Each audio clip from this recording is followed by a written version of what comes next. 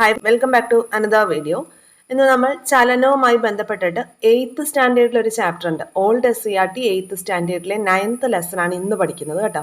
അപ്പോൾ ചലനവുമായി ബന്ധപ്പെട്ട് ഏകദേശം ഒരു 5 ചാപ്റ്റേഴ്സ് നമുക്ക് SCERTയിൽ കവർ ചെയ്യാനുണ്ട്. അതിലിപ്പോൾ 6th സ്റ്റാൻഡേർഡിലെ ഏറ്റവും ബേസിക് ആയിട്ടുള്ള ഒരു ലെസൺ നമ്മൾ പഠിച്ചു. ഇതിന് തൊട്ട് മുന്നത്തെ ക്ലാസ് അതായിരുന്നു. അപ്പോൾ ആ ക്ലാസ് കാണാത്തവർ ആ ക്ലാസ് കണ്ടതിന് ശേഷം ഇങ്ങോട്ട് വരിക കേട്ടോ. അപ്പോൾ അതായിരിക്കും നിങ്ങൾക്ക് കൂടുതൽ മനസ്സിലാക്കാൻ എളുപ്പമായിട്ട് തോന്നാം. നമുക്ക് ഈ ഒരു ചാപ്റ്ററിൽ എന്തൊക്കെ കാര്യങ്ങളാണ് പഠിക്കാനുള്ളതെന്ന് നോക്കാം. ഏറ്റവും ആദ്യം റെഫറൻസ് ബോഡി എന്താണ്, അല്ലെങ്കിൽ അവലംബക വസ്തു എന്നാൽ എന്താണ് എന്നാണ് ആദ്യമേ പറയുന്നത്. അതായത് ഒരു വസ്തു ചലിക്കുന്നുണ്ടോ ഇല്ലയോ എന്ന് പറയണമെങ്കിൽ മറ്റേതെങ്കിലും വസ്തുവിനെ അടിസ്ഥാനമാക്കണം. ഓക്കെ, ഒരു വസ്തു ചലിക്കുന്നുണ്ടോ ഇല്ലയോ എന്ന് പറയണമെങ്കിൽ മറ്റേതെങ്കിലും ഒരു റെഫറൻസ് വെച്ചിട്ടാണ് നമ്മൾ പറയുക. അപ്പൊ അങ്ങനെ അടിസ്ഥാനമാക്കിയ ആ ഒരു വസ്തുവിനെയാണ് എന്ത് പറയുന്നത്? അവലംബക വസ്തു അല്ലെങ്കിൽ റെഫറൻസ് ബോഡി എന്ന് പറയുന്നത്. കുറച്ചുകൂടി ഡീറ്റെയിൽ ആയിട്ട് പറയുകയാണെങ്കിൽ ഒരു വസ്തുവിന്റെ ചലനാവസ്ഥയെയോ നിശ്ചലാവസ്ഥയെയോ പ്രതിപാദിക്കാൻ നാം ഏതെങ്കിലും ഒരു വസ്തുവിനെയോ അടിസ്ഥാനമാക്കിയിട്ടാണ് നമ്മൾ പറയുന്നത്. അപ്പൊ ആ ഒരു വസ്തുവിനെയാണ് റെഫറൻസ് ബോഡി അല്ലെങ്കിൽ അവലംബക വസ്തു എന്ന് പറയുന്നത്. ഓക്കെ, ഇനി ഒരു എക്സാമ്പിൾ നമുക്കിവിടെ പറയാം. ഇവിടെ ടേബിളിൽ ഒരു എക്സാമ്പിൾ പറയുന്നുണ്ട്. അപ്പോൾ അതുകൂടി ആകുമ്പോൾ കുറച്ചും കൂടി നമുക്ക് എളുപ്പമാവും.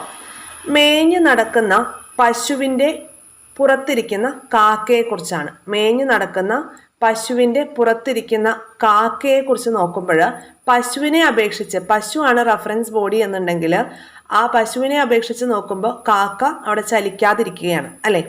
പക്ഷേ തറയെ അപേക്ഷിച്ച് നോക്കുമ്പോഴോ തറയാണ് റെഫറൻസ് ബോഡി ആയിട്ട് എടുക്കുന്നതെങ്കിൽ ഈ വസ്തുവിന് അവിടെ സ്ഥാനമാറ്റം ഉണ്ടാവുന്നില്ലേ? ഇല്ലേ, കാക്കയ്ക്ക് ഒരു സ്ഥാനമാറ്റം ഉണ്ടാവുന്നുണ്ട്. അപ്പോൾ അവിടെ എന്താണ്? കാക്ക ചലിക്കുന്നുണ്ട്.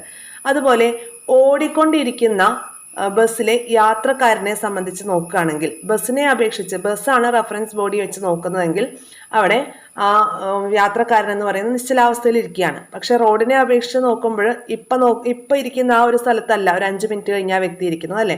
അപ്പോൾ റോഡിനെ അപേക്ഷിച്ചാണ് നോക്കുന്നതെങ്കിൽ ഓടിക്കൊണ്ടിരിക്കുന്ന ബസ്സിലെ യാത്രക്കാരൻ എന്ന് പറയുന്നത് നിശ്ചലാവസ്ഥയിലാണ്. അപ്പോൾ മനസ്സിലായോ നിങ്ങൾക്ക് എന്താണ് അവലംബക വസ്തു അല്ലെങ്കിൽ റെഫറൻസ് ബോഡി എന്നത്?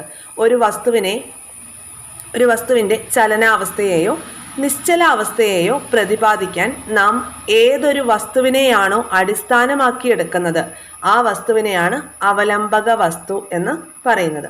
ഇനി ഈ അവലംബക വസ്തുവിനെ അപേക്ഷിച്ചിട്ട് ഒരു വസ്തുവിൻ്റെ സ്ഥാനം മാറുന്നുണ്ടെങ്കിൽ ആ വസ്തു ചലനാവസ്ഥയിലും, സ്ഥാനം മാറുന്നില്ല എന്നുണ്ടെങ്കിൽ ആ വസ്തു നിശ്ചലാവസ്ഥയിലുമാണ് ഇരിക്കുന്നത്. ക്ലിയർ ആയല്ലോ ഇത്രയും പറഞ്ഞ കാര്യങ്ങൾ?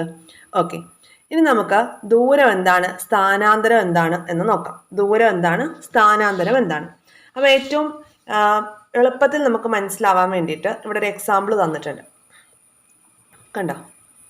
അതായത് ഒരാൾ ഓഫീസിൽ പോകുകയാണ്. അപ്പോൾ ഒരാൾ ഓഫീസിൽ പോയ വഴികളാണ് കാണിക്കുന്നത്. നോക്കിക്കോ. അപ്പോൾ ഇതിൽ ഒരാൾ ഓഫീസിൽ പോയപ്പോഴും വന്നപ്പോഴുമുള്ള വഴികളാണ് ചിത്രം 6.2-ൽ കാണിച്ചിരിക്കുന്നത്.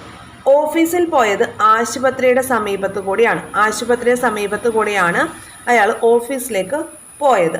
എന്നാൽ തിരിച്ചു വന്നത് റേഷൻ കടയുടെ സമീപത്ത് കൂടിയാണ്. ഓക്കെ, ഇതിൽ ആശുപത്രി ഏതാന്ന് നിങ്ങൾക്ക് മനസ്സിലായോ? ഇതാണ് ആശുപത്രി കേട്ടോ, ഇവിടെയാണ് റേഷൻ കട. ഓക്കെ, അപ്പോൾ ആശുപത്രിയുടെ പോയത് ഈ ഒരു വഴിയിലൂടെയാണ്. ഓക്കെ, ഈ ഒരു വഴിയിലൂടെയാണ് പോയത്. തിരികെ വന്നതാണെങ്കിൽ റേഷൻ കടയുടെ അടുത്തുകൂടെയുള്ള വഴിയിലൂടെയാണ് അയാൾ തിരിച്ചു വന്നത്. ക്ലിയർ ആയോ? അപ്പോൾ ഇതാണ് നമുക്ക് ചിത്രത്തിൽ തന്നിട്ടുള്ളത്.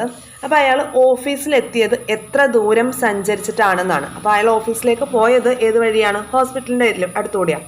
അപ്പോൾ 600 + 300 900 മീറ്റർ സഞ്ചരിച്ചിട്ടാണ് അയാൾ അവിടെ എത്തിയത്, അയാളുടെ ഓഫീസിലേക്ക് എത്തിയത്. ഇതാണ് കേട്ടോ ഓഫീസ്. ഓക്കെ, അപ്പോൾ ഓഫീസിലേക്ക് എത്തി. ഇനി അടുത്തത് രണ്ടാമത് അയാൾ തിരിച്ചു വന്നതാണെങ്കിൽ റേഷൻ കടയുടെ അടുത്തോടെയുള്ള വഴിയാണ് അല്ലേ. അപ്പോൾ നമുക്ക് എത്ര മീറ്റർ സഞ്ചരിച്ചിട്ടാണ് അയാൾ വന്നത്? 1080 മീറ്റർ സഞ്ചരിച്ചിട്ടാണ് അയാൾ തിരികെ വന്നത്. എന്നാൽ വീട്ടിൽ നിന്ന് നേരെ ഓഫീസിലേക്ക് ഒരു സ്ട്രെയിറ്റ് ആയിട്ടൊരു വഴിയിൽ പോകുക, അല്ലെങ്കിൽ ആ ഒരു ദൂരം എന്ന് പറഞ്ഞാൽ എത്രയാണ്? 480 മീറ്റർ ആണ് ഓഫീസിലേക്കുള്ള സ്ട്രെയിറ്റ് ആയിട്ടുള്ള വഴി എന്ന് പറയുന്നത്. ക്ലിയർ ആയോ? ഓഫീസിലേക്കുള്ള സ്ട്രെയിറ്റ് ദൂരം എന്ന് പറയുന്നത് 480 മീറ്റർ ആണ്. അപ്പോൾ ഈ ദൂരം എന്ന് പറയുന്നത് എന്താണ്? സഞ്ചരിച്ച പാതയുടെ നീളത്തിനെയാണ് ദൂരം എന്ന് പറയുന്നത്. സഞ്ചരിച്ച പാതയുടെ നീളത്തിനെയാണ് ദൂരം എന്ന് പറയുന്നത്. ഇപ്പൊ ഇയാളെ സംബന്ധിച്ച് ഇയാൾ രാവിലെ ഓഫീസിലേക്ക് പോകുമ്പോൾ വീട്ടിൽ നിന്ന് 600 + 300 900 മീറ്റർ സഞ്ചരിച്ചിട്ടാണ് ഓഫീസിലേക്ക് എത്തിയത്. അപ്പോൾ അയാൾ സഞ്ചരിക്കുന്ന ദൂരമാണ് എന്ത്? ഈ 900 മീറ്റർ എന്ന് പറയുന്നത്. ക്ലിയർ ആയോ? എന്നാൽ ഈ ഒരു സ്ട്രേറ്റ് ഡിസ്റ്റൻസ് പറയുന്നുണ്ടല്ലോ 480 മീറ്റർ, ആദ്യ സ്ഥാനത്ത് നിന്ന് അയാളുടെ വീട്, ഇപ്പൊ ഇതാണ് വീട് എന്നാണ് നമ്മൾ എടുക്കുകയാണെങ്കിൽ ഈ വീട്ടിൽ നിന്ന് അയാൾ അയാളുടെ ഓഫീസിലേക്ക് പോകുന്ന ആ സ്ട്രെയിറ്റ് ആയിട്ടുള്ള ദൂരം അത് അയാളുടെ സ്ഥാനാന്തരമാണെന്ന് നമുക്ക് പറയാം അല്ലെ. ആദ്യ സ്ഥാനത്ത് നിന്ന് അന്ത്യസ്ഥാനത്തേക്കുള്ള നേർരേഖാ ദൂരത്തിനെയാണ് സ്ഥാനാന്തരം എന്ന് പറയുന്നത്. അപ്പൊ അയാളുടെ സ്ഥാനാന്തരം ഇവിടെ എത്രയാണ്? 480 മീറ്റർ മാത്രമാണ് സ്ഥാനാന്തരം സംഭവിച്ചിട്ടുള്ളത്. മനസ്സിലായോ? അപ്പൊ ദൂരം എന്ന് പറയുന്നത് അയാൾ ആകെ സഞ്ചരിച്ച പാതയുടെ നീളത്തിനെയാണ് ദൂരം എന്ന് പറയുന്നത്. ഈ ദൂരത്തിന്റെ യൂണിറ്റ് എന്താണ്? മീറ്റർ ആണ്. ക്ലിയർ ആയല്ലോ ഇപ്പൊ ഇത്രയും പറഞ്ഞിട്ടുള്ള കാര്യം. ഇനി ആദ്യ സ്ഥാനത്ത് നിന്ന് ഇവിടെ ടേബിൾ തന്നിട്ടുണ്ടേ, സഞ്ചരിച്ച പാതയുടെ നീളമാണ് ദൂരം, അത് നമ്മൾ പറഞ്ഞു. ഇനി അടുത്തത് ആദ്യ സ്ഥാനത്ത് നിന്ന് അന്ത്യസ്ഥാനത്തേക്കുള്ള നേർരേഖാ ദൂരത്തിനെയാണ് സ്ഥാനാന്തരം എന്ന് പറയുന്നത്.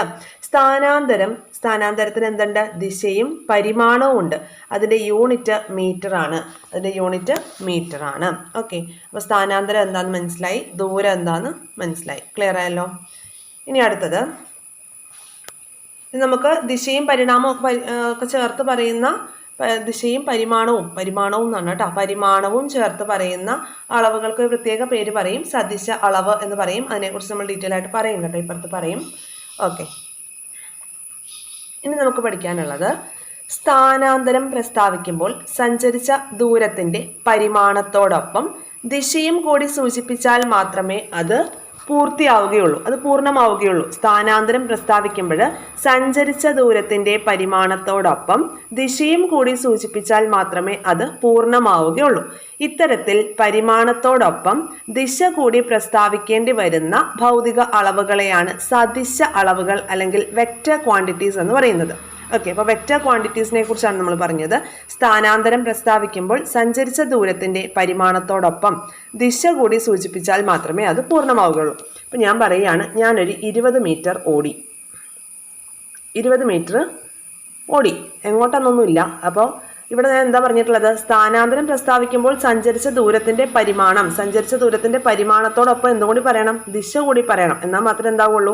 സ്ഥാനാന്തരം ആവുള്ളൂ. അപ്പം ഞാൻ 20 മീറ്റർ ഓടി എന്ന് പറയുമ്പോൾ അത് എന്തേ ആയിട്ടുള്ളൂ? ദൂരമേ ആയിട്ടുള്ളൂ. അതിൻ്റെ കൂടെ എന്തുകൂടി പറയണം? ദിശ കൂടി ചേർത്ത് പറയണം. ഇപ്പം ഞാൻ പറയുകയാണ്, ഞാൻ 100 മീറ്റർ വടക്കോട്ട് ഓടി എന്ന് പറയുമ്പോൾ അതെന്തായി? സ്ഥാനാന്തരമായി.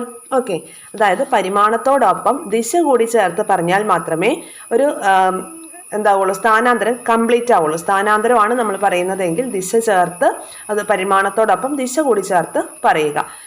അപ്പൊ അതിനെയാണ് എന്ത് പറയുന്നത്? സദിശ അളവുകൾ. ദിശ കൂടി ചേർത്ത് പ്രസ്താവിക്കേണ്ടി വരുന്ന ഭൗതിക അളവുകളെയാണ് സദിശ അളവുകൾ അല്ലെങ്കിൽ വെക്റ്റർ ക്വാണ്ടിറ്റീസ് എന്ന് പറയും. അങ്ങനെയാണെങ്കിൽ ആ ദിശ അളവ് എന്താണ്? ദിശ ചേർത്ത് പറയാത്ത അളവുകളാണ്. ഓക്കെ, ദിശ പ്രസ്താവിക്കേണ്ടതില്ലാത്ത ഭൗതിക അളവുകളെയാണ് എന്ത് പറയുക? അദിശ അളവുകൾ എന്ന് പറയുന്നത്. നമ്മൾ പറഞ്ഞു സ്ഥാനാന്തരം ഒരു സദിശ അളവാണ്. ദൂരം ഒരു എന്താണ്? സദിശമോ അതിശമോ ആണെന്ന് ചോദിച്ചിട്ടുണ്ട്. ദൂരം എന്താണ്? ദൂരം എന്ന് പറയുന്നത് എന്താണ്? അതിശ അളവാണ്. അതിനകത്ത് നമ്മൾ ഡയറക്ഷൻ പറയുന്നുണ്ട്. ഇപ്പം ഞാൻ പറഞ്ഞത് എന്താ? 20 മീറ്റർ ഓടി എന്നാണ്. 20 മീറ്റർ ഓടി എന്ന് പറഞ്ഞപ്പോൾ അവിടെ ദൂരം മാത്രമേ ഉള്ളൂ. അപ്പോൾ ദൂരം എന്ന് പറയുന്നത് എന്താണ്? ഒരു അതിശ അളവാണ്. സ്ഥാനാന്തരം എന്ന് പറയുന്നതോ ഒരു സദിശ അളവുമാണ്. ക്ലിയർ ആയോ ഇപ്പം ഇത്രയും പറഞ്ഞ കാര്യങ്ങൾ? അടുത്തൊരു ഭാഗത്തേക്ക് വരാം. ഒരു വസ്തു സഞ്ചരിക്കുന്നത് നേർരേഖയിലൂടെ ഒരേ ദിശയിലായിരിക്കുമ്പോൾ അതിൻ്റെ ദൂരത്തിൻ്റെയും സ്ഥാനാന്തരത്തിൻ്റെയും അളവുകൾ തുല്യമായിരിക്കും. ഒരു വസ്തു സഞ്ചരിക്കുന്നത് നേർരേഖയിലൂടെ ഒരേ ദിശയിലായിരിക്കുമ്പോൾ അതിൻ്റെ ദൂരവും സ്ഥാനാന്തരവും അതിൻ്റെ രണ്ടിൻ്റെയും അളവ് എന്തായിരിക്കും? സെയിം ആയിരിക്കും. ഇപ്പം നമുക്കിവിടെ മുകളിൽ ഒരു എക്സാമ്പിൾ തന്നിട്ടുണ്ട്, കണ്ടോ? അത് വെച്ച് നോക്കുമ്പോൾ നമുക്ക് ക്ലിയർ ആയിട്ട് പറയാൻ പറ്റും. എ എന്ന സ്ഥലത്ത് നിന്ന് ഒരാൾ സഞ്ചരിച്ച്, ഇതാണ് എ എന്ന സ്ഥലത്ത് നിന്ന് ഒരാൾ സഞ്ചരിച്ച് ബി വഴി സിയിലേക്ക് എത്തി. അപ്പോൾ ആദ്യത്തെ ചോദ്യം ഇതാണ്. ചിത്രം 9.5a അനുസരിച്ച് സഞ്ചരിച്ച ആകെ ദൂരം എത്രയാണ്? 100 മീറ്റർ ആണല്ലോ. 100 മീറ്റർ ആണ്. രണ്ടാമത്തേതിൽ 9.5bയിൽ ആകെ സഞ്ചരിച്ച ദൂരം എന്ന് പറയുന്നതും 100 മീറ്റർ ആണ്. പക്ഷേ അതിൻ്റെ പ്രത്യേകത എന്താ? അത് ഒരു നേർരേഖയിലായിരുന്നു അല്ലേ? നേർരേഖയിലായിരുന്നു. അതായത് ഒരു വസ്തു സഞ്ചരിക്കുന്നത് നേർരേഖയിലൂടെ ഒരേ ദിശയിലേക്കായിരിക്കുമ്പോൾ അതിൻ്റെ ദൂരത്തിൻ്റെയും സ്ഥാനാന്തരത്തിൻ്റെയും അളവുകൾ തുല്യമായിരിക്കും. ഈ രണ്ടാമത്തെ കേസാണ് അതിൻ്റെ എക്സാമ്പിൾ. ക്ലിയർ ആയല്ലോ? ഇനി നോക്കുന്നത് വേഗവും പ്രവേഗവും, സ്പീഡ് ആൻഡ് വെലോസിറ്റിയെ കുറിച്ചാണ്. അപ്പോൾ ആദ്യം നമുക്ക് വേഗം എന്താണ് എന്ന് നോക്കാം, സ്പീഡ് എന്താണെന്നുള്ളത് നോക്കാം. യൂണിറ്റ് സമയം കൊണ്ട് സഞ്ചരിച്ച ദൂരത്തിനെയാണ് വേഗം എന്ന് പറയുന്നത്. യൂണിറ്റ് സമയം കൊണ്ട് സഞ്ചരിച്ച ദൂരമാണ് വേഗം. ഈ യൂണിറ്റ് സമയത്തുണ്ടായ സ്ഥാനാന്തരത്തിനെയാണ് എന്ത് പറയുന്നത്? പ്രവേഗം എന്ന് പറയുന്നത്. യൂണിറ്റ് സമയം കൊണ്ട് സഞ്ചരിച്ച ദൂരമാണ് വേഗം. യൂണിറ്റ് സമയത്തിലുണ്ടായ സ്ഥാനാന്തരമാണ് പ്രവേഗം. സ്ഥാനാന്തരം എന്ന് പറഞ്ഞാൽ നമുക്കറിയാം എന്താണ്. നമുക്കിവിടെ വായിക്കാം. ഒരു വസ്തു ഒരു സ്ഥാനത്ത് നിന്നും മറ്റൊരു സ്ഥാനത്തേക്ക് ഏത് പാതയിലൂടെ സഞ്ചരിച്ചാലും ആദ്യ സ്ഥാനവും അന്ത്യസ്ഥാനവും തമ്മിലുള്ള നേർരേഖാ ദൂരത്തിനെയാണ് സ്ഥാനാന്തരം എന്ന് പറയുന്നത്. ക്ലിയർ ആയല്ലോ? സ്ഥാനാന്തരം നമ്മൾ ഓൾറെഡി പറഞ്ഞ കാര്യമാണ്. ഇനി പ്രവേഗം കണക്കാക്കുമ്പോൾ വസ്തു യഥാർത്ഥത്തിൽ സഞ്ചരിച്ച പാത അല്ലെങ്കിൽ പോലും ആ നേർരേഖാ ദൂരം തന്നെയാണ് സ്ഥാനാന്തരം. യഥാർത്ഥ പാതയിലൂടെ സഞ്ചരിക്കാൻ എടുക്കുന്ന സമയം തന്നെയാണ് ഉപയോഗിക്കേണ്ടുന്നതും. പ്രോബ്ലം സോൾവ് ചെയ്യാൻ വേണ്ടി വരുമ്പോൾ നമുക്കത് നോക്കാം. പ്രവേഗം കണക്കാക്കുമ്പോൾ വസ്തു സഞ്ചരിച്ച ദൂരം എന്ന് പറയുന്നത് നേർരേഖ അല്ലെങ്കിൽ പോലും നേർരേഖാ ദൂരമായിട്ടാണ്. നേർരേഖാ ദൂരത്തിന്റെ അളവ് എത്രയാണോ അതിനെയാണ് സ്ഥാനാന്തരമായിട്ട് നമ്മൾ പരിഗണിക്കുന്നത്. പ്രോബ്ലം ചെയ്യുമ്പോഴാണ് കൂടുതൽ മനസ്സിലാവുള്ളൂ. ഓക്കെ, അപ്പോൾ നമ്മൾ പഠിച്ചത് എന്താണ്? യൂണിറ്റ് സമയം കൊണ്ട് സഞ്ചരിച്ച ദൂരമാണ് വേഗം. യൂണിറ്റ് സമയത്തുണ്ടായിട്ടുള്ള സ്ഥാനാന്തരത്തിനെയാണ് പ്രവേഗം എന്ന് പറയുന്നത്. അപ്പോൾ പ്രവേഗം എന്ന് പറയുന്നത് യൂണിറ്റ് സമയത്തുണ്ടായ സ്ഥാനാന്തരമാണ് പ്രവേഗം. അങ്ങനെയാണെങ്കിൽ പ്രവേഗം ഒരു സദിശ അളവാണോ അദിശ അളവാണോ എന്ന് പറയണം. ഏതളവാണ്? പ്രവേഗം ഒരു സദിശ അളവാണ് ആണല്ലോ. അങ്ങനെയാണെങ്കിൽ വേഗം എന്ന് പറയുന്നത് എന്താണ്? സഞ്ചരിച്ച ദൂരം അല്ലേ. അപ്പോൾ ദൂരം എന്തളവാണ്? അദിശ അളവാണ്. അതുകൊണ്ട് തന്നെ നമുക്ക് പറയാം വേഗവും ഒരു അദിശ അളവാണ്. ഓക്കെ, പ്രവേഗം സദിശ അളവാണ്, വേഗം ഒരു അദിശ അളവാണ്. ഓർത്ത് വയ്ക്കുക, അദിശ അളവാണ്. അടുത്ത ഭാഗത്തേക്ക് വരാം. ഇനി നമുക്ക് നോട്ടിക്കൽ മൈൽ എന്താണെന്ന് നോക്കാം. നോട്ടിക്കൽ മൈൽ കേട്ടിട്ടുണ്ടല്ലോ. നോട്ടിക്കൽ മൈൽ എന്താണ്? നോട്ട് എന്താണെന്ന്? വ്യോമയാന ഗതാഗത രംഗത്തും സമുദ്ര ഗതാഗത രംഗത്തും ദൂരം അളക്കുന്നതിനുള്ള യൂണിറ്റ് നോട്ടിക്കൽ മൈലാണ്. ഓക്കെ, വ്യോമയാന ഗതാഗത രംഗത്തും സമുദ്ര ഗതാഗത രംഗത്തും ദൂരം അളക്കാൻ ഉപയോഗിക്കുന്ന യൂണിറ്റാണ് നോട്ടിക്കൽ മൈൽ. ഒരു നോട്ടിക്കൽ മൈൽ എന്ന് പറഞ്ഞാൽ 1.852 കിലോമീറ്റർ ആണ്. ഒരു nautical mile equal to 1.852 kilometre. കപ്പലുകളുടെയും വിമാനങ്ങളുടെയും വേഗം അളക്കുന്നതിനുള്ള യൂണിറ്റാണ് നോട്ട്. അപ്പോൾ ഒരു നോട്ട് എന്നത് മണിക്കൂറിൽ ഒരു നോട്ടിക്കൽ മൈൽ എന്ന തോതിൽ സഞ്ചരിക്കുന്ന വേഗമാണ്.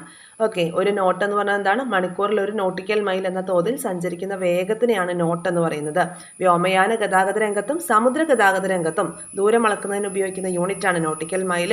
ഒരു നോട്ടിക്കൽ മൈൽ എന്ന് പറഞ്ഞാൽ 1.852 കിലോമീറ്റർ ആണ്. ഓക്കെ, അപ്പോൾ ഒരു നോട്ട് 1 നോട്ട് ഈക്വൽ ടു മണിക്കൂറിൽ ഒരു നോട്ടിക്കൽ മൈൽ എന്ന തോതിൽ സഞ്ചരിക്കുന്ന വേഗത്തിനെയാണ് ഒരു നോട്ടെന്ന് കണക്കാക്കുന്നത്. സമവേഗവും അസമവേഗവും എന്താണെന്ന് നോക്കാം. യൂണിഫോം സ്പീഡും നോൺ യൂണിഫോം സ്പീഡും. ഇവിടെ ഒരു കാറ് സഞ്ചരിക്കുകയാണ്. A to B വരെയുള്ളത് 20 മീറ്റർ 2 സെക്കൻഡ് കൊണ്ട് സഞ്ചരിക്കുന്നു. അതുപോലെ B to C വരെ 40 മീറ്റർ 4 സെക്കൻഡ് കൊണ്ട് സഞ്ചരിക്കുന്നു. അങ്ങനെ കൃത്യമായ ഇൻ്റർവെൽ ഓഫ് ടൈമിൽ കൃത്യമായിട്ടുള്ള ദൂരമാണ് ആ കാറ് സഞ്ചരിക്കുന്നത്. ക്ലിയർ ആയല്ലോ? അതായത് തുല്യ സമയ ഇടവേളകളിൽ ഈ കാറ് സഞ്ചരിച്ചത് തുല്യ ദൂരമാണ്. അടുത്തൊരു കാറ് തന്നിട്ടുണ്ട്.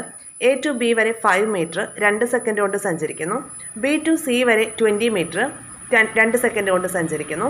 അതുപോലെ C to D വരെ 26, ടോട്ടൽ A മുതൽ D വരെ 26 മീറ്റർ ആണ്. അത് 6 സെക്കൻഡ് കൊണ്ട് സഞ്ചരിക്കുന്നു. ഓക്കെ, അതായത് ഇവിടെ എന്താണ്? കൃത്യമായിട്ടുള്ള ടൈം ഇൻ്റർവെല്ലല്ല ആ കാറ് സഞ്ചരിച്ചിട്ടുള്ളത് അല്ലേ. അപ്പോൾ ഈ കാറിൻ്റെ ചലനം അങ്ങനെയാണെങ്കിൽ സമചലനമാണോ അസമചലനമാണോ? എങ്ങനെയാണ്? അസമചലനമാണ്. അതായത് എന്താണ് പറയുന്നത്? ചലനത്തിലുള്ള ഒരു വസ്തു തുല്യ സമയ ഇടവേളകളിൽ തുല്യ ദൂരമാണ് സഞ്ചരിക്കുന്നതെങ്കിൽ ആ വസ്തുവിൻ്റെ വേഗം സമവേഗമാണ്. എന്നാൽ തുല്യ സമയ ഇടവേളകളിൽ തുല്യ ദൂരമല്ല സഞ്ചരിക്കുന്നതെങ്കിലോ ആ വസ്തുവിൻ്റെ വേഗം അസമവേഗവുമാണ്. ക്ലിയർ ആയല്ലോ? എളുപ്പമായിട്ടുള്ള കാര്യമല്ലേ? ചലനത്തിലുള്ള ഒരു വസ്തു തുല്യ സമയ ഇടവേളകളിൽ തുല്യ ദൂരമാണ് സഞ്ചരിക്കുന്നതെങ്കിൽ ആ വസ്തുവിൻ്റെ വേഗം സമവേഗവും തുല്യ സമയ ഇടവേളകളിൽ തുല്യ ദൂരമല്ല സഞ്ചരിക്കുന്നതെങ്കിൽ ആ വസ്തുവിൻ്റെ വേഗം അസമവേഗവുമാണ്. ഇനി നമുക്കറിയുന്ന ഒരു കാര്യമാണ് വേഗം കണ്ടുപിടിക്കാനുള്ള ഇക്വേഷൻ. നമുക്കറിയാം അല്ലേ? വേഗം എന്നാൽ speed. S=d/t, distance by time. സഞ്ചരിച്ച ആകെ ദൂരം ഡിവൈഡഡ് ബൈ സഞ്ചരിക്കാനെടുത്ത ആകെ സമയം. അപ്പോഴാണ് നമുക്ക് എന്ത് കിട്ടുക? സ്പീഡ് കിട്ടുക, അല്ലെങ്കിൽ വേഗം കിട്ടുക. അപ്പോൾ വേഗത്തിൻ്റെ യൂണിറ്റ് എന്താണ്? മീറ്റർ പെർ സെക്കൻഡ് ആണ്. ഇത്രയും ഭാഗം ക്ലിയർ ആയില്ലേ? ഓക്കെ, ഇനി അടുത്തത് സമപ്രവേഗവും അസമപ്രവേഗവും, യൂണിഫോം വെലോസിറ്റിയും നോൺ യൂണിഫോം വെലോസിറ്റിയെ കുറിച്ചാണ് നോക്കുന്നത്. ഓക്കെ, അപ്പോൾ എന്താണ് ഇവിടുത്തെ പോയിന്റ് നോക്കാം. ഒരു വസ്തുവിൻ്റെ ചലനദിശ മാറിക്കൊണ്ടിരിക്കുകയാണെങ്കിൽ ആ വസ്തുവിൻ്റെ പ്രവേഗവും മാറിക്കൊണ്ടിരിക്കും. പ്രവേഗം എന്ന് പറഞ്ഞാൽ എന്താണ്? യൂണിറ്റ് സമയത്തിൽ ഉണ്ടായിട്ടുള്ള സ്ഥാനാന്തരമാണ് അല്ലെ, സ്ഥാനാന്തരമാണ് പ്രവേഗം.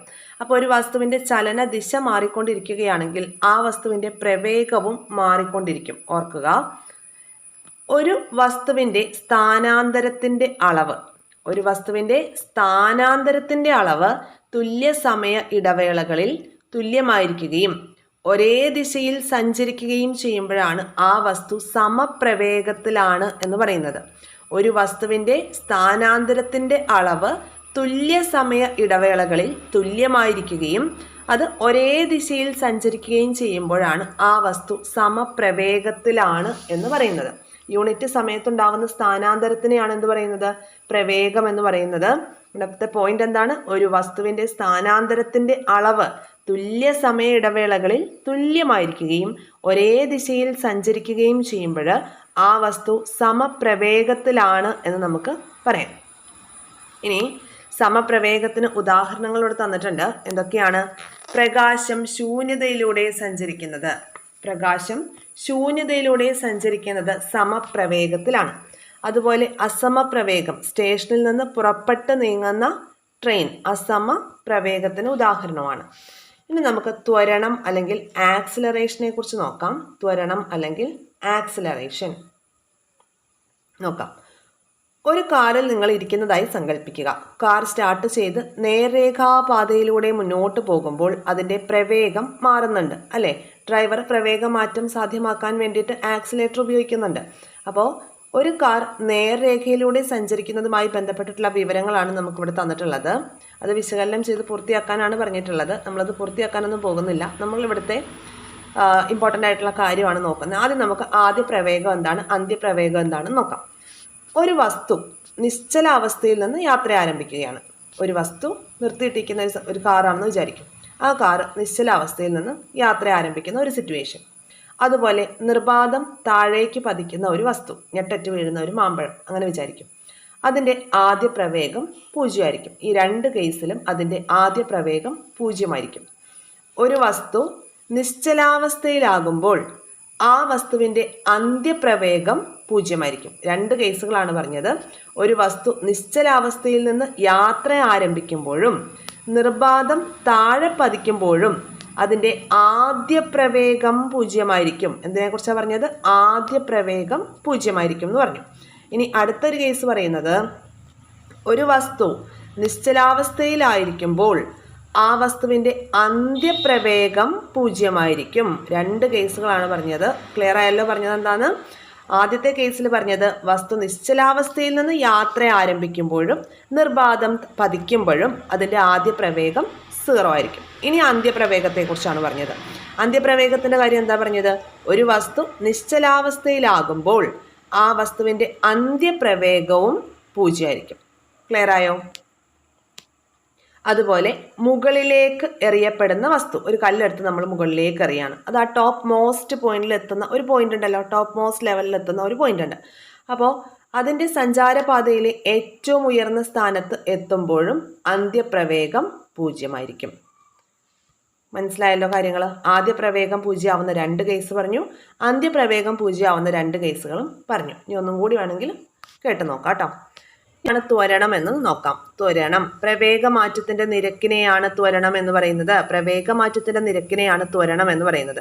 അപ്പോൾ ഈ പ്രവേഗം എന്ന് പറയുന്ന ഒരു സദിശ അളവാണല്ലോ അല്ലെ? സ്ഥാനാന്തരത്തിന്റെ ഒരു മാറ്റമാണ്. യൂണിറ്റ് സമയത്തുണ്ടാവുന്ന സ്ഥാനാന്തരമാണ് പ്രവേഗം. അപ്പോൾ സ്ഥാനാന്തരം ഒരു സദിശ അളവാണ്, പ്രവേഗം ഒരു സദിശ അളവാണ്, പ്രവേഗമാറ്റത്തിന്റെ നിരക്കായ ത്വരണവും ഒരു സദിശ അളവാണ്. അപ്പോൾ ത്വരണം കണ്ടുപിടിക്കാൻ പ്രവേഗമാറ്റം ബൈ സമയം എന്നുള്ളതാണ് ഇക്വേഷൻ. അപ്പോൾ ഈ പ്രവേഗമാറ്റം എന്ന് പറയുമ്പോൾ നമുക്കിവിടെ v-u/t എന്നൊരു ഇക്വേഷൻ തന്നിട്ടുണ്ട്. ഇതിൽ എന്താണ് v എന്ന് പറയുന്നത്? v എന്നത് അന്ത്യപ്രവേഗമാണ്. അന്ത്യപ്രവേഗമാണ് v. ഓക്കെ, യു എന്ന് പറയുന്നതോ, യു എന്നത് ആദ്യ പ്രവേഗവുമാണ്, ഓർത്ത് വയ്ക്കുക. അപ്പോൾ ആദ്യ പ്രവേഗവും അന്ത്യപ്രവേഗവുമാണ് നമുക്ക് തന്നിട്ടുള്ളത്. വി മൈനസ് യു എന്ന് പറയുന്നത് എന്താണ്? അന്ത്യപ്രവേഗം മൈനസ് ആദ്യ പ്രവേഗം ഡിവൈഡഡ് ബൈ പ്രവേഗ മാറ്റത്തിനെടുത്തിട്ടുള്ള സമയമാണ് ടി എന്ന് പറയുന്നത്. ക്ലിയർ ആയോ ഇക്വേഷൻ? ഇനി നമുക്ക് മന്ദീകരണത്തെക്കുറിച്ച് നോക്കാം. മന്ദീകരണം അല്ലെങ്കിൽ റിട്ടാർഡേഷനെ കുറിച്ച് നോക്കാം. എന്താണ് മന്ദീകരണം? അതായത് നെഗറ്റീവ് ത്വരണത്തിനെയാണ് മന്ദീകരണം എന്ന് പറയുന്നത്. നെഗറ്റീവ് ത്വരണത്തിനെയാണ് മന്ദീകരണം. അപ്പോൾ എന്താണ് നെഗറ്റീവ് ത്വരണം?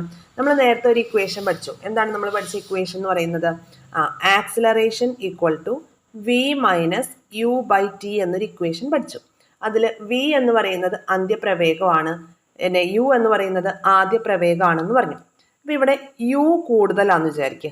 യു കൂടുതലും വി കുറവുമാണെന്ന് വിചാരിച്ചോളൂ. ഫോർ എക്സാമ്പിൾ യു ഒരു 10ഉം വി എന്ന് പറയുന്നത് ഒരു 8ഉം ആണെന്ന് വിചാരിക്കാം.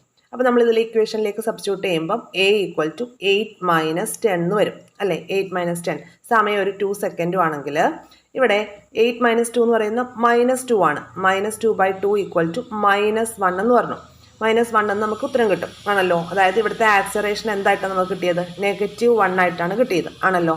ഇതാണ് മന്ദീകരണം അല്ലെങ്കിൽ നെഗറ്റീവ് റിട്ടാർഡേഷൻ, നെഗറ്റീവ് ത്വരണം എന്ന് പറയുന്നത്. അതിനാണ് റിട്ടാർഡേഷൻ, നെഗറ്റീവ് ത്വരണത്തിനെയാണ് റിട്ടാർഡേഷൻ എന്ന് പറയുന്നത്. ക്ലിയർ ആയോ? ഈ റിട്ടാർഡേഷൻ ഉണ്ടാവുന്ന കേസ് എപ്പോഴാണ്? എന്ത് കൂടുതലായിരിക്കണം? ആദ്യ പ്രവേഗം കൂടുതലും അന്ത്യപ്രവേഗം കുറവുമായിരിക്കുന്ന സിറ്റുവേഷനിലാണ് റിട്ടാർഡേഷൻ ഉണ്ടാവുന്നത്. ക്ലിയർ അല്ലേ? അപ്പോൾ ഇത്രയും കാര്യങ്ങളാണ് നമുക്ക് ഈ ഒരു ചാപ്റ്ററിൽ പഠിക്കാനായിട്ടുള്ളത് കേട്ടോ. വേറെ കൂടുതൽ കാര്യങ്ങളൊന്നും ഇവിടെ പഠിക്കാനായിട്ടില്ല. 8th സ്റ്റാൻഡേർഡിലെ ചാപ്റ്റർ അല്ലേ. അപ്പോൾ നമ്മൾ അഡ്വാൻസ് ലെവലിലേക്ക് വരുന്നേ ഉള്ളൂ. അപ്പോൾ നമ്മൾ ഈ ഒരു ചാപ്റ്ററിൽ നമ്മൾ പരിചയപ്പെട്ടത് ദൂരം എന്താണ്, വേഗം എന്താണ് അല്ലേ, അതുപോലെ പ്രവേഗം എന്താണ്, ത്വരണം എന്താണ്, അങ്ങനെയുള്ള സ്ഥാനാന്തരം എന്താണ്, അങ്ങനെയുള്ള കാര്യങ്ങളൊക്കെയാണ് പഠിച്ചത്. അപ്പോൾ ഇതിൽ ഏറ്റവും ഇമ്പോർട്ടൻ്റ് ആയിട്ട് നമ്മൾ ഓർത്തിരിക്കേണ്ട കാര്യം എന്ന് പറയുമ്പോൾ ഏറ്റവും ആദ്യം നമ്മൾ പഠിച്ചത് ദൂരമാണ്. ദൂരം പഠിച്ചു. അത് കഴിഞ്ഞിട്ട് ദൂരം ഒരു അതിശ അളവാണ് എന്ന് പറഞ്ഞു അല്ലേ. അതുപോലെ ദൂരം കഴിഞ്ഞ് വേഗം പഠിച്ചു. ദൂരവും വേഗവും അതിശ അളവുകളാണ്. പിന്നീട് നമ്മൾ വന്നത് എന്തിനെക്കുറിച്ചാണ്? സ്ഥാനാന്തരത്തെക്കുറിച്ചാണ്. അപ്പോൾ സ്ഥാനാന്തരം കഴിഞ്ഞ് അതുമായി റിലേറ്റഡ് ആയിട്ട് പഠിച്ചത് യൂണിറ്റ് സമയത്തുണ്ടാവുന്ന സ്ഥാനാന്തരമാണ് പ്രവേഗം എന്ന് പഠിച്ചു. അപ്പോൾ സ്ഥാനാന്തരം, പ്രവേഗം, പിന്നെ പ്രവേഗ മാറ്റത്തിന്റെ നിരക്കിനെയാണ് ത്വരണം എന്ന് പറയുന്നത്. സ്ഥാനാന്തരം, പ്രവേഗം, ത്വരണം, ഇത് മൂന്നും എന്താണ്? സദിശ അളവുകളാണ്. ഇതാണ് ഈ ഒരു ചാപ്റ്ററിൽ കൂടുതലായിട്ടും പറയുന്നത്. അപ്പോൾ ഇത്രയേ ഉള്ളൂ ഈ ഒരു ചാപ്റ്ററിലെ കണ്ടന്റ്. അപ്പോൾ ക്ലാസ്സുകളൊക്കെ ഇഷ്ടപ്പെടുന്നുണ്ടോ? നിങ്ങളുടെ അഭിപ്രായങ്ങളൊക്കെ രേഖപ്പെടുത്തുക. അതുപോലെ ക്ലാസ് ഷെയർ ചെയ്തിട്ട്, നമ്മുടെ ഈ ചാനലൊന്ന് ഷെയർ ചെയ്തിട്ട് നിങ്ങളുടെ ഫ്രണ്ട് സർക്കിളിലേക്ക് എത്തിക്കുക. PSC പ്രിപ്പയർ ചെയ്യുന്ന ഏതൊരാളാണെങ്കിലും അവർക്ക് യൂസ്ഫുൾ ആവുന്ന ക്ലാസ്സാണ് SCRT സീരീസ് എന്ന് പറയുന്നത്. ഫ്രണ്ട് സർക്കിളിലേക്ക് എത്തിച്ച് നമ്മളെന്ന് സപ്പോർട്ട് ചെയ്യുക. അതുപോലെ എന്ത് കമൻസ് ഉണ്ടെങ്കിലും, നിങ്ങളുടെ എന്ത് അഭിപ്രായങ്ങളുണ്ടെങ്കിലും കമൻറ്റ് ബോക്സിൽ പറയുക. നമ്മളുടെ ടെലഗ്രാം ചാനലിൻ്റെ ലിങ്ക് കൂടി ഫസ്റ്റ് കമൻ്റായിട്ട് പിൻ ചെയ്തിട്ടുണ്ട്. അതിൽ കൂടി കയറി ജോയിൻ ചെയ്യുക. ക്ലാസ്സിൻ്റെ PDF ഫയലുകളും നിങ്ങളോട് പറയാനുള്ള കമ്മ്യൂണിക്കേഷൻ ആയിട്ടുള്ള എന്തെങ്കിലും കാര്യങ്ങളോ അപ്ഡേഷൻസോ എല്ലാം നമ്മൾ ഗ്രൂപ്പിൽ പ്രൊവൈഡ് ചെയ്യുന്നുണ്ട്. അതുകൂടാതെ തന്നെ റിവിഷനും നമ്മൾ ടെലഗ്രാം ചാനലിലാണ് സ്റ്റാർട്ട് ചെയ്യുക. റിവിഷൻ തുടങ്ങിയിട്ടില്ല. റിവിഷൻ തുടങ്ങുന്നതും ടെലഗ്രാം ചാനലിലാണ്. ലിങ്കിൽ കയറി ജോയിൻ ചെയ്യുക കേട്ടോ. ഇത്രയൊക്കെ കാര്യങ്ങളാണ് പറയാനുള്ളത്. Thank you all.